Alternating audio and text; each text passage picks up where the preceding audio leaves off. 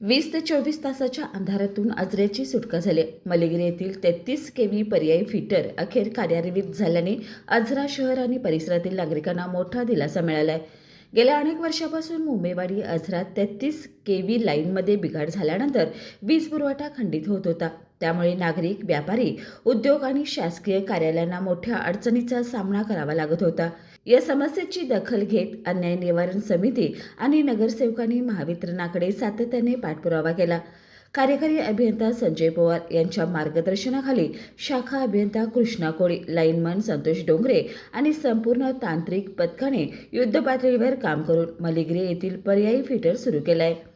या उल्लेखनीय कार्याबद्दल अन्याय निवारण समिती तसेच नगरपंचायतीच्या पदाधिकाऱ्यांनी मलिगिरी सबस्टेशनला भेट देऊन संबंधित अधिकारी आणि कर्मचाऱ्यांना शाल, श्रीफल आणि पुष्पगुच्छ देऊन सत्कार केला.